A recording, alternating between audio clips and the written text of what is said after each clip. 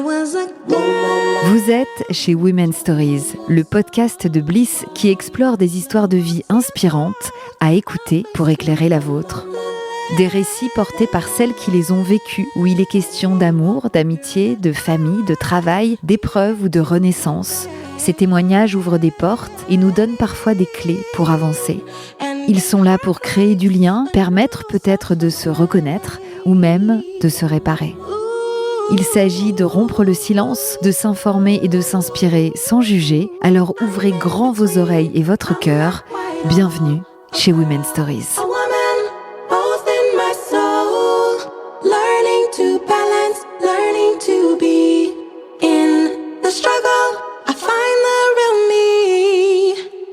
Attention, cet épisode parle d'emprise, de violence conjugale et d'enlèvement d'enfants. Nous vous recommandons de l'écouter dans les meilleures conditions possibles. Précédemment, dans Women's Stories. Si j'émets un avis qui diverge du sien, je vais subir des critiques très virulentes et des insultes. Ça a été de plus en plus loin et les menaces ont été de plus en plus nombreuses. Et jusqu'à ce qu'ils me disent clairement que quand ce Satya serait assez grand, il le prendrait et il partirait aux États-Unis. J'ai alerté, moi, beaucoup à ce sujet-là parce que j'avais des menaces. J'avais très peur. Et donc, en 2021, aux vacances de la Toussaint, Satya part aux États-Unis. Je me souviens encore aller lui dire au revoir chez son papa, lui souhaiter de bonnes vacances. Je ne voulais pas lui transmettre mon angoisse. On a ça dans un coin de sa tête, on sait de quoi l'autre est capable. Les avocats m'avaient dit, mais si en fait il enfreint le jugement et qu'il fait ça, mais il perd ses droits parentaux, donc ça n'arrivera pas. Et si ça arrive, dommage pour lui. Je comprends que Satya ne reviendra pas quand on passe l'anniversaire de ses 12 ans. Et là je me dis, c'est terminé. Il me fait croire à quelque chose, à un potentiel retour, mais ça n'arrivera pas, je saisis la justice. Learning to balance, learning to be. The struggle, I find the real me. Women's Stories. Je ne me sens pas démunie tout de suite. Je vais porter plainte en me disant ça y est, c'est enclenché, c'est plus qu'une question de semaines. Je suis persuadée que tout va aller très vite, très naïvement, que la police va aller le chercher et qu'on va le mettre dans un avion.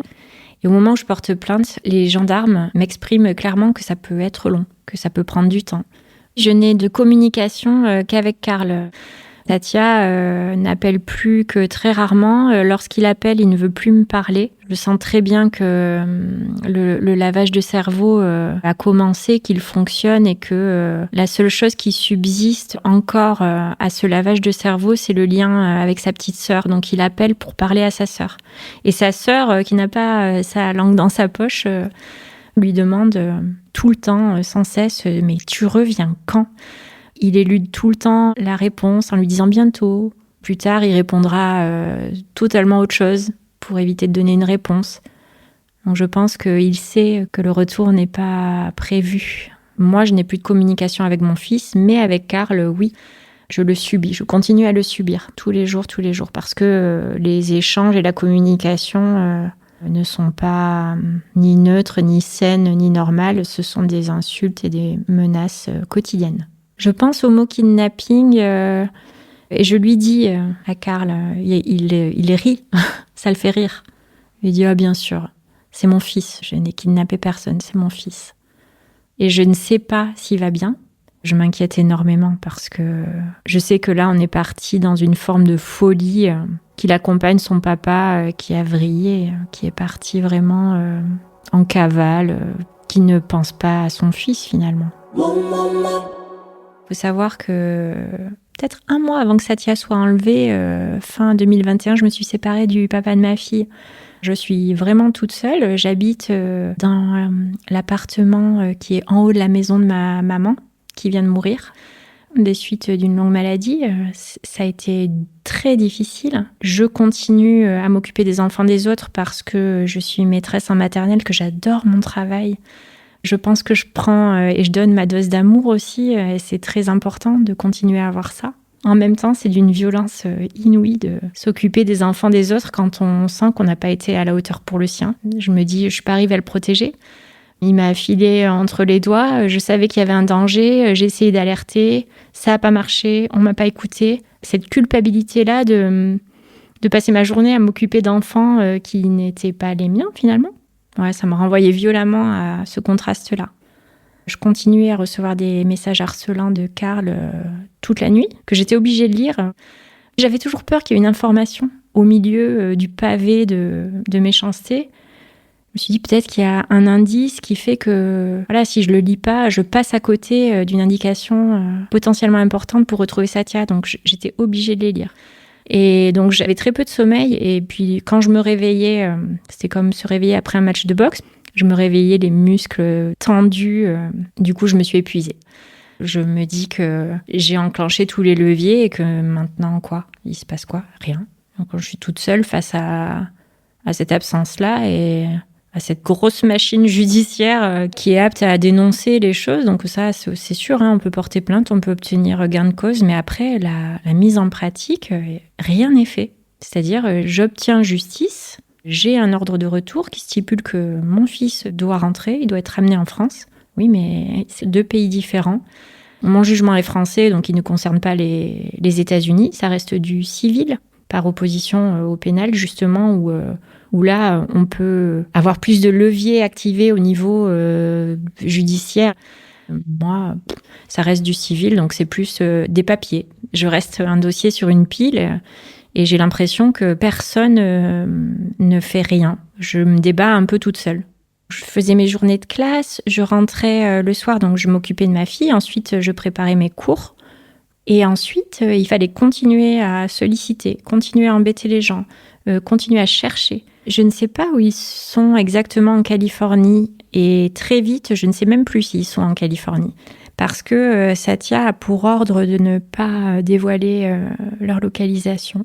J'ai des indices sporadiques, des indices malgré lui par rapport à ses heures d'appel à sa sœur et par rapport au décalage horaire. Donc j'arrive un petit peu à savoir, par exemple, il dit qu'il vient de se lever, il est 18h en France, il y a 9 heures de décalage horaire avec la Californie, je me dis ils sont peut-être plutôt sur la côte ouest. Donc j'arrive un petit peu à situer comme ça.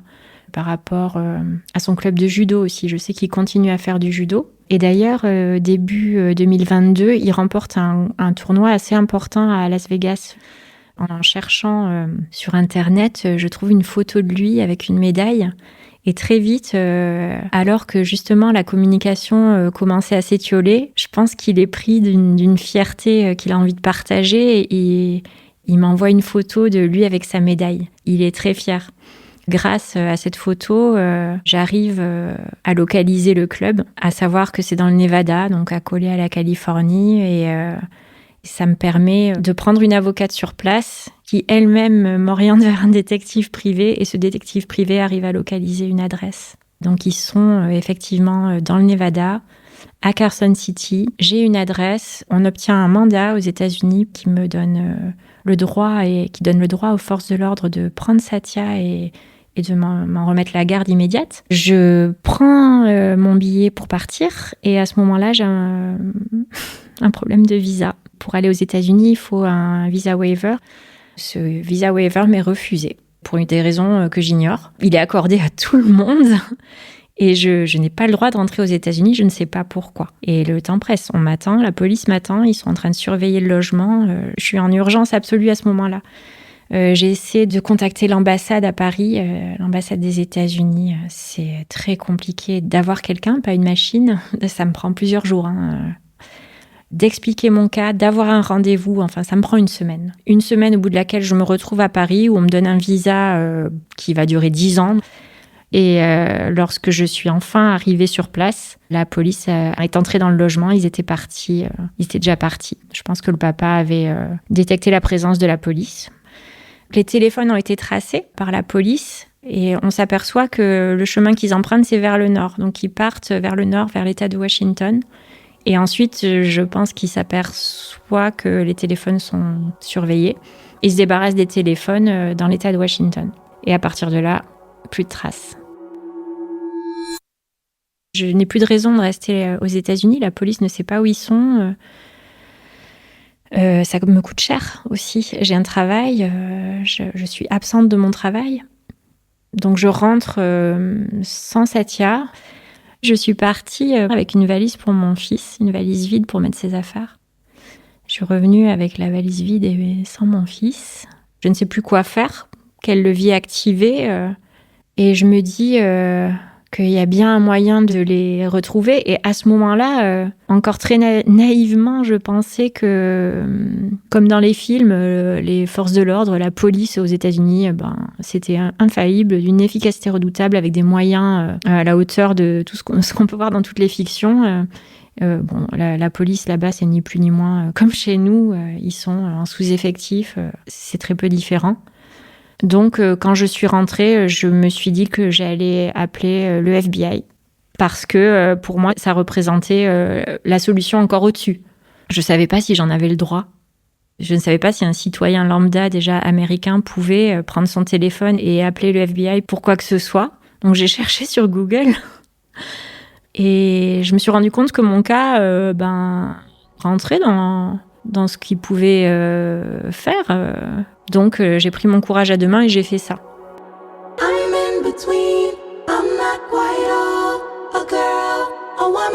Déjà, j'ai peur qu'on ne me comprenne pas. Parce que la langue, parce que je suis bilingue, certes, mais l'émotion fait que déjà s'exprimer dans sa propre langue avec une émotion aussi intense, c'est déjà compliqué. Comment je vais être reçue? Est-ce qu'on va comprendre? Est-ce que je vais donner les bonnes informations? Donc, je me fais un écrit pour ne pas me louper et donner un maximum d'informations le plus clairement possible. Je crois que j'y parviens parce que lorsqu'on appelle le FBI, on a un standardiste, enfin quelqu'un qui filtre les appels, qui prend des notes et qui vous dit très bien, je transmets les informations nécessaires à un agent qui vous rappellera peut-être si votre dossier est retenu, en fait, parce que c'est ça qui se passe. Et puis, on me rappelle très très vite, finalement. Donc, me voilà en train de collaborer avec un agent du FBI, mais dans mon quotidien. C'était sans arrêt, c'est-à-dire j'étais en classe, je recevais des messages de l'agent. Il fallait des réponses rapides parce qu'elle avait une question très précise. Il fallait que j'envoie un document. Mais j'avais 30 élèves, j'étais en train de faire classe. Très vite, ça devient ingérable. Je dois commencer à m'arrêter de travailler assez régulièrement. Je suis épuisée, gros stress, pouvoir gérer tout ce volet judiciaire et administratif, c'est un boulot à plein temps, quoi. Le FBI cherche Satya.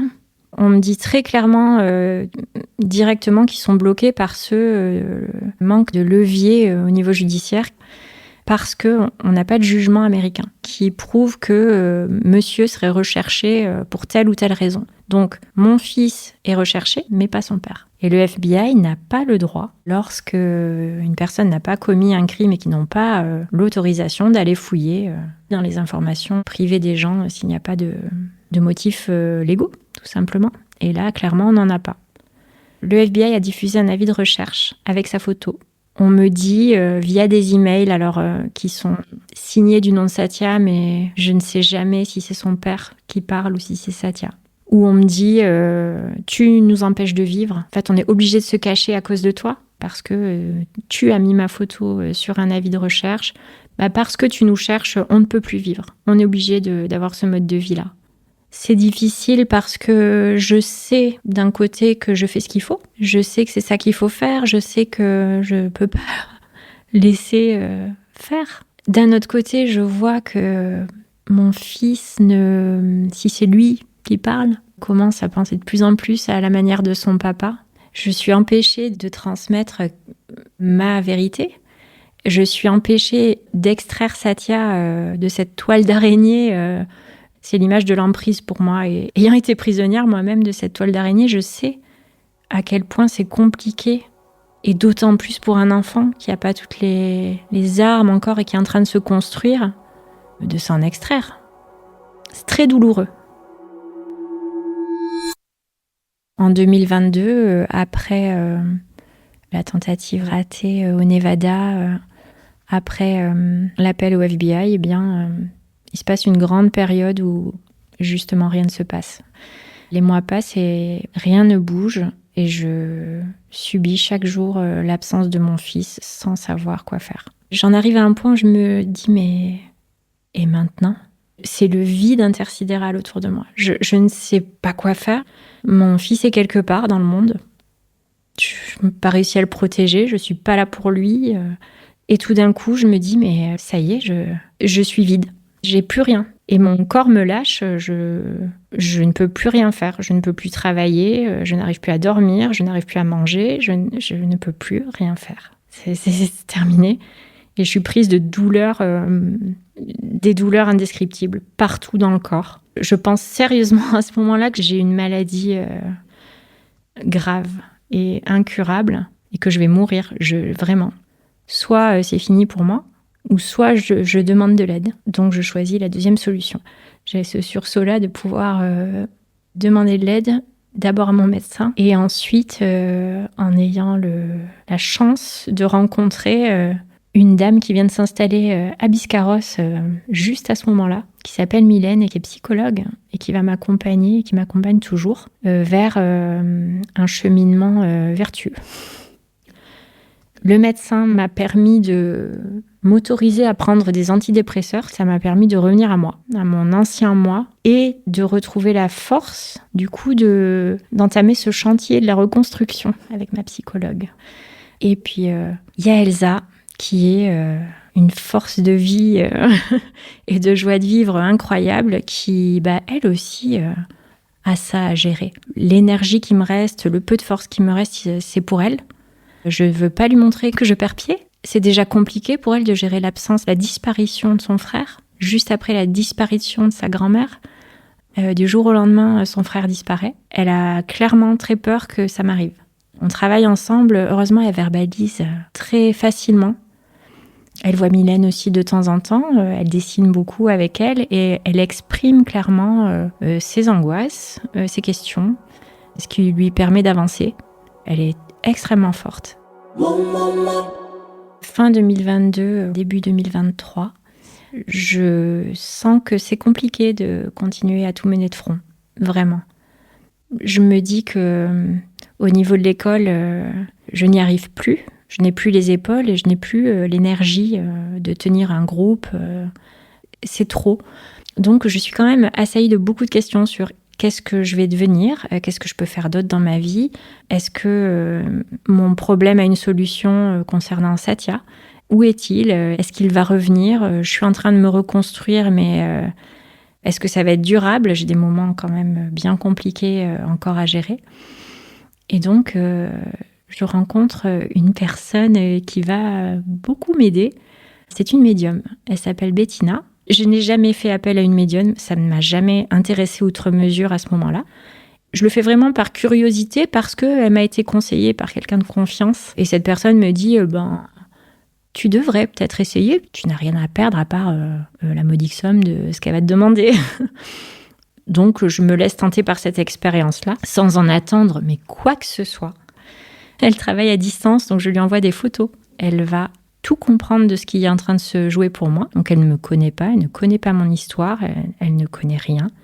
Et à travers ces photos, elle va voir ce qui m'arrive, que mon fils est dans un autre pays, elle voit que mon fils est retenu par quelqu'un, elle voit une potentielle localisation, elle voit des indices sur un véhicule, sur une zone géographique près de l'eau, elle va donner des détails par rapport au relief. J'ai pris des notes pendant 1 heure. Tout ce qu'elle a dit était soit immédiatement vérifiable, soit s'est avéré exact quelque temps après dans le futur. Je lui demande évidemment si elle voit quelque chose sur Satya, si je vais le retrouver. Elle me dit oui, vous allez avoir gain de cause juste avant ses 16 ans, mais ce sera vraiment pas dans la facilité. Elle me dit, vous allez avoir gain de cause. Jamais elle me dit qu'il va rentrer.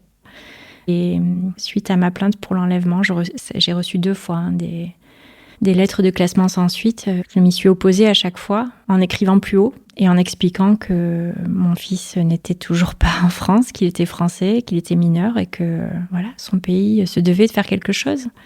Donc début 2025, enfin une demande de coopération internationale a été faite avec les États-Unis. Ce qui fait que le procureur a collaboré avec le FBI de Seattle et avec l'autorité centrale américaine pour essayer de mettre une stratégie en place pour les arrêter, en fait, les localiser, les retrouver.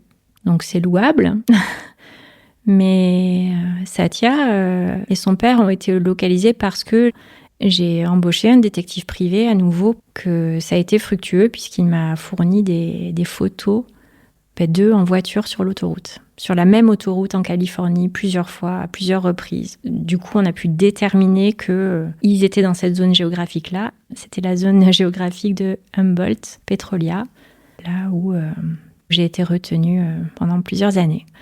On ne voit pas vraiment Satya, on devine tout à fait son papa. C'est glaçant et galvanisant à la fois parce que c'est la première fois que j'ai un visuel concret depuis des années. Donc je me dis, ça y est, j'ai trouvé, je vais aller le chercher, je vais le serrer dans mes bras.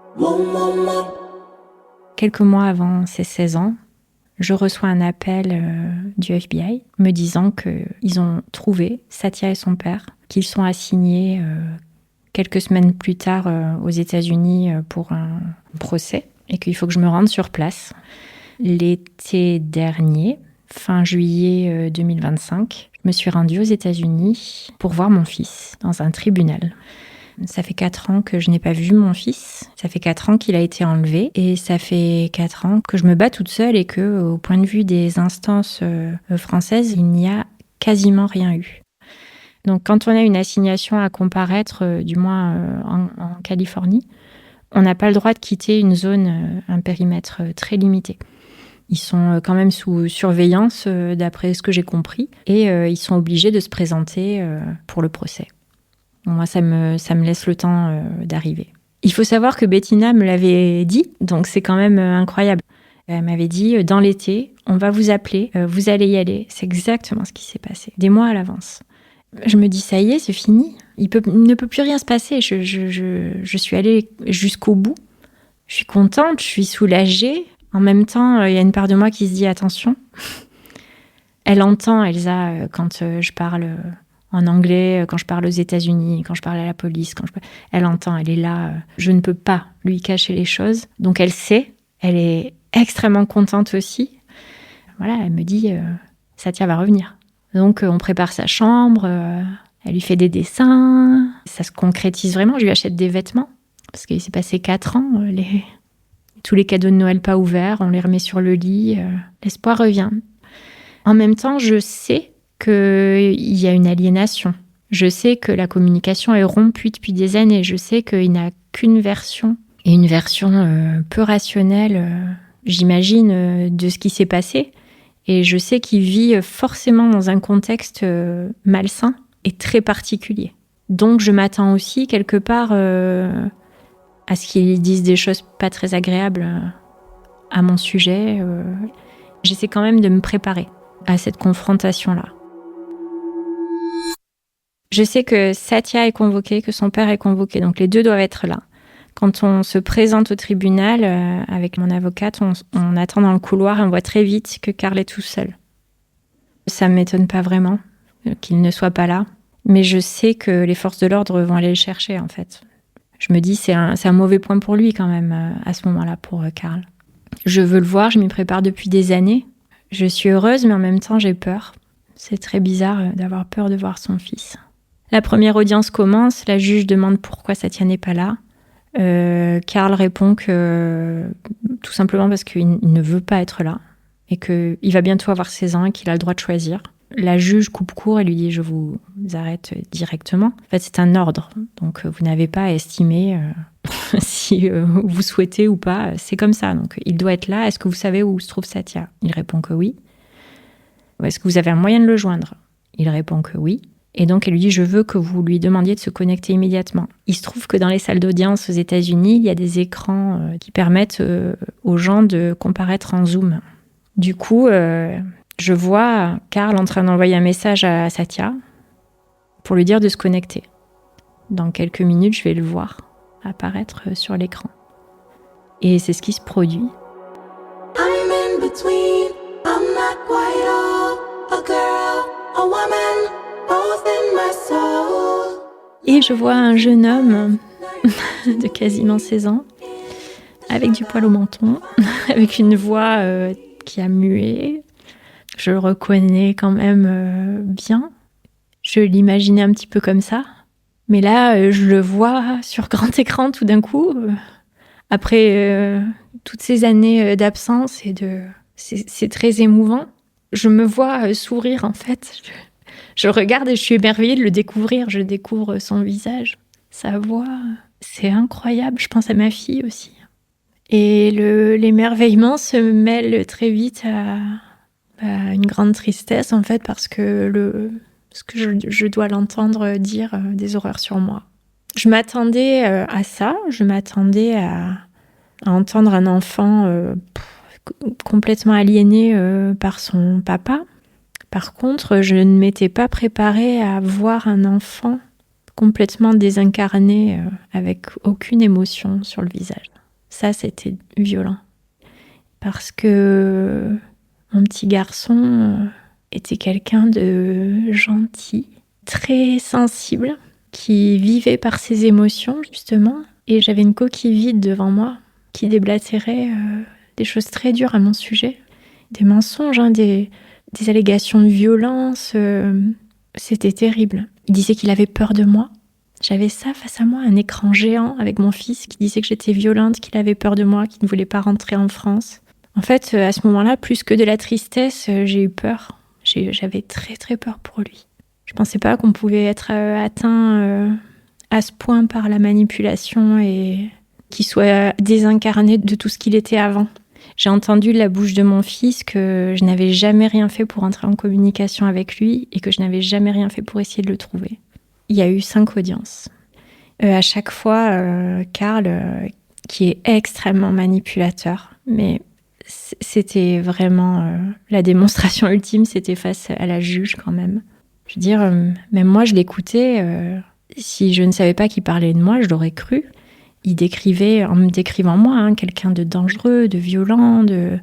Il a essayé d'apitoyer la juge aussi en disant qu'il allait mourir, qu'il était très malade, qu'il n'avait pas d'argent pour prendre un avocat, qu'il se défendait tout seul. Donc à chaque fois, la juge a reporté les audiences pour lui laisser le temps de préparer son argumentation, lui laisser le temps de s'exprimer, etc. À chaque fois, il devait se représenter avec Sathia, ce qui n'a jamais été fait. Je n'ai pas vu Sathia physiquement. Je l'ai vue une fois, un quart d'heure sur un écran. Et à la dernière audience, il était sommé de venir avec Sathia et sinon il partait en prison. Il ne s'est pas présenté, ni lui ni Sathia. Donc la dernière audience, où j'y étais physiquement moi, on s'est retrouvés sans personne. Il a daigné appeler sur Zoom sans l'image, donc on l'a entendu. La juge lui a demandé d'amener Sathia, il a refusé. Elle lui a demandé où était Sathia, il a dit qu'il refusait de répondre. Et c'est la dernière fois que je l'ai entendu. Il a ensuite été jugé pour ces 3 outrages aux ordres de la cour et un mandat d'arrêt a été émis contre lui en Californie. Légalement, les États-Unis valident le fait que Sathia doit m'être remis, que son père a commis un délit et il y a donc un mandat pour retrouver Sathia et me le remettre. Donc la justice des 2 pays a donné raison. Mais on ne sait toujours pas où il est, ni où est Sathia. Et je suis donc encore une fois rentrée des États-Unis sans mon fils, avec ma valise vide et mon cœur de maman brisé à nouveau. De par ce procès, j'ai eu 2 avocats, un spécialiste en droit international, une autre sur place, que j'ai été obligée de payer sans en avoir les moyens. Donc je me suis endettée. Les avocats aux États-Unis, c'est fou. C'est $500 de l'heure.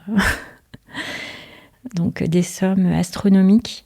Et donc, quand je suis rentrée, j'ai eu un élan de solidarité de mes amis, de ma famille, qui m'ont aidée financièrement. Parce qu'ils me voyaient clairement quitter mon domicile, louer ma maison en saison, partir avec ma fille, nous faire héberger chez quelqu'un pour pouvoir me faire de l'argent pour payer tout ça, parce que ça a un coût, c'est pas gratuit. Je suis au chômage, j'ai pas des moyens extraordinaires. Un élan de solidarité extrêmement émouvant. Et ça remet de l'humanité dans tout ça. Je me bats depuis des années pour maintenant laisser des traces de ça. Du fait que j'ai jamais arrêté de le chercher, que j'ai jamais arrêté d'essayer de communiquer avec lui. J'alimente un compte Instagram à son nom, un compte Facebook à son nom, où je poste régulièrement des souvenirs avec lui, des petits mots à son attention, des dessins de sa sœur, pour où qu'il soit sur la planète, s'il tape son nom sur Internet, qu'il puisse voir qu'on n'a jamais cessé de penser à lui, de l'aimer, de le chercher. Et j'espère qu'il est en mesure de le voir. Il est une moitié de moi quand même, alors je me dis qu'il me porte en lui, et même si je ne le vois pas, même s'il n'est pas là physiquement, je pense qu'on peut être connecté d'une certaine manière. C'est difficile de faire le deuil de quelqu'un qui n'est pas mort, c'est impossible même. Le petit garçon que j'ai en mémoire, que je connais, il reste toujours présent. J'apprends à faire le deuil des années perdues, mais pas de mon fils. Elle est coriace, la culpabilité de ne pas avoir pu protéger son enfant quand même. C'est pas facile de s'en défaire. Donc parfois j'y arrive et parfois ça revient au galop, ça dépend. C'est vrai que j'essaie aussi de m'octroyer le fait que j'ai été victime de certaines choses. Quand on est victime de violences, de situations, d'emprise, de manipulation, c'est compliqué de faire tout comme il faut correctement au bon moment. Donc quand il m'arrive de culpabiliser, je pense à ça aussi, me dire quel choix est-ce que j'avais. Voilà, j'essaie de penser à ça aussi. La force de continuer et la force de vivre, ça vient pas d'un coup, c'est un long travail et c'est fait de plein de petites choses. Donc c'est passé par l'arrêt du travail, beaucoup de lectures, de recentrage sur moi. La musique m'a énormément aidée à continuer à trouver de la beauté dans une vie compliquée. Ça a été salvateur pour moi. Ma fille, mais c'est la raison number one. Elsa. Et puis un jour, j'ai eu assez de force pour me dire « Ok, je suis importante. Si je ne me mets pas au centre, je n'arriverai pas à me reconstruire. Si je ne me reconstruis pas, ma fille sera malheureuse. Mon fils, potentiellement, quand il me retrouvera. Donc, je fais de moi une priorité. » Donc ça, pendant des années, c'était un concept inconnu. J'entame ce chantier-là. Une fois que j'entame ce chantier-là, je rencontre un homme qui a tout changé, qui a été plus que... Alors, un rayon de soleil, c'est tellement faible, c'est pas du tout ça. J'avais cette image-là en tête, mais c'est plus... tu vis dans la pénombre pendant des années, tout d'un coup, t'as quelqu'un qui arrive, qui ouvre les rideaux, d'un coup, tu te prends des éclats de lumière de partout, tu te dis « Waouh, mais c'est beau en fait !» Et puis tout d'un coup, tout s'éclaire, quoi. Tout est facile parce qu'on se comprend, parce que je rencontre quelqu'un qui a une histoire sensiblement liée à la mienne, qui a vécu quelque chose qui se rapproche de l'histoire de mon fils quand il était petit. La vie nous a fait croiser nos chemins, c'est pas pour rien. Il est tout ce que j'aime et il a une écoute, une sensibilité, une force incroyable. Je regarde cet homme-là et je me dis, mais on peut avoir vécu un truc comme ça et être la personne que j'ai en face de moi, là, cet homme solaire, équilibré, intelligent, merveilleux. Ça m'a donné un espoir, mais fou. C'est possible en fait. I'm in between, I'm not quite all, a girl, a woman. L'amour maternel, je pense que ça peut faire soulever des montagnes. Ça te pousse à faire des dingueries. Jamais je ne me serais imaginée capable de mener la moitié de ces combats-là. Par amour pour mon fils, par amour pour ma fille, j'ai tout simplement pas lâché le morceau. J'ai de l'espoir, mais mon espoir, le curseur s'est déplacé. C'est-à-dire qu'avant, j'avais l'espoir qu'il revienne dans ma vie. Maintenant, j'ai l'espoir qu'il aille bien, tout simplement. Le temps passe. Il a appris à vivre sans moi, à vivre différemment. Mon cœur est grand ouvert, mes portes sont grandes ouvertes. J'ai de l'espoir qu'il revienne vers moi, en fait, parce que maintenant que je suis allée jusqu'au bout légalement de tout ce que je pouvais faire, sans une volonté de sa part de faire un pas vers nous, je pense que ce sera compliqué. Donc j'espère que l'âge aidant, il va se poser les bonnes questions. J'espère qu'il va être en mesure d'analyser la situation différemment parce qu'il mûrit, peut-être, parce qu'il grandit, parce qu'il va prendre du recul par rapport au discours unique qu'il a entendu toutes ces dernières années, on va dire. Donc mon espoir, il se situe plutôt là, L'espoir qu'ils comprennent et qu'ils se posent des questions. Et l'espoir aussi, mon Dieu, qu'ils ne doutent jamais que je l'aime. Cet épisode de Women Stories a été tourné et monté par Marine Rowe. Le mix est d'Océane Timothée-Aubanis, Aurélia Martin et Léna Coutreau sont à la production. À la fin de cet épisode, Jessica était encore dans l'attente d'une décision de justice car son statut de victime n'avait toujours pas été clairement reconnu. Mais depuis l'enregistrement, elle nous a renvoyé un message pour vous donner de ses nouvelles car la justice a enfin tranché. Écoutez dès maintenant l'épilogue de l'histoire de Jessica, toujours dans Women Stories.